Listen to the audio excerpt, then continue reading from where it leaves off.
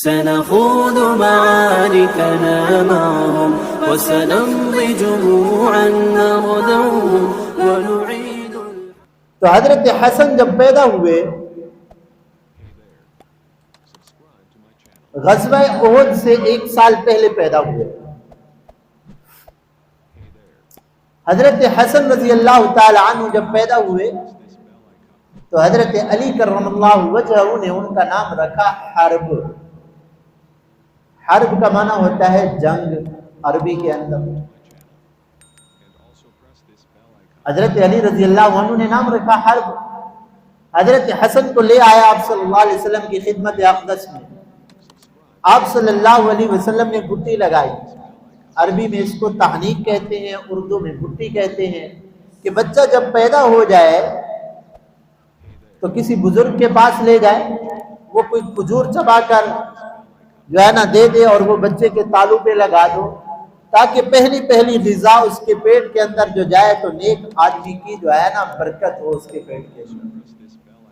تو حضرت حسن رضی اللہ عنہ جب پیدا ہوئے حضرت علی اٹھا کر لائے تو آپ صلی اللہ علیہ وسلم نے کھجور چبائی اور حضرت حسن رضی اللہ تعالی عنہ کے تالو کے اوپر لگایا اور گھٹی لگائی. اس کے بعد کان کے اندر حضرت حسن رضی اللہ عنہ کے کان کے اندر آذان بھی آپ صلی اللہ علیہ وسلم نے دی. بچہ پیدا ہو جائے تو آذان, دائیں کان میں آذان کہنا اور بائیں کان کے اندر تکبیر کہنا, یہ سنت ہے. تو آپ صلی اللہ علیہ وسلم نے حضرت حسن رضی اللہ تعالی عنہ کے کان کے اندر آذان کہی. کتنا خوش نصیب حضرت حسن ہے کہ آذان امام الانبیاء صلی اللہ علیہ وسلم نے دی ہے ان کے کان کے اندر. آپ صلی اللہ علیہ وسلم نے یہ جو نماز کے لیے آذان ہوتی ہے نا, 5 وقت آذان ہوتی ہے نا نمازوں کے لیے, یہ آذان آپ صلی اللہ علیہ وسلم نے خود نہیں دی. صحابہ اکرام کو حکم دیا کہ تم آذان دو, بلال تم آذان دو, ابو معذورہ تم آذان دو, عبداللہ ابن ام مکتوم تم آذان دو نماز کے لیے. لیکن جب حضرت حسن پیدا ہوئے تو ان کے کان کے اندر آذان آپ صلی اللہ علیہ وسلم نے دی. اس میں بھی بڑی حکمتیں ہیں. علماء نے لکھا ہے قرآن مجید میں اللہ تعالیٰ فرماتے ہیں یا ایھا الذین آمنوا استجیبوا للہ وللرسول اذا دعاکم لما یحییکم. ایمان والو, جب اللہ کے محبوب تمہیں بلائیں تو تمہیں سب چیزوں کو چھوڑ کر اللہ کے محبوب کے بلاوے کے اوپر لبیک کہنا فرض ہے. ساری چیزیں چھوڑ دو, اللہ کے محبوب بلائیں تو آ جاؤ. تو نماز آذان کے اندر ہے نا, نماز کی اذان کے اندر حی علی الصلاۃ حی علی الفلاح, آ جاؤ نماز کے لیے, آ جاؤ کامیابی کی طرف. اللہ کے محبوب بلائیں اور کوئی پیچھے رہ جائے تو بلاوے کو قبول نہ کرنا ہوا نا. تو علماء نے لکھا ہے کہ یہ بہت بڑے گناہ کی بات ہے کہ اللہ کے محبوب فرمائے آ جاؤ نماز کے لیے اور کوئی نہ آئے. تو آذان نماز کے لیے آپ صلی اللہ علیہ وسلم فرمائے حی علی الصلاۃ حی علی الفلاح, آ جاؤ کامیابی کی طرف, نماز کی طرف. کوئی نہ آئے تو علماء نے لکھا ہے کہ کفر کا خطرہ ہے, اللہ کے محبوب کی بات کو قبول نہ کرنا.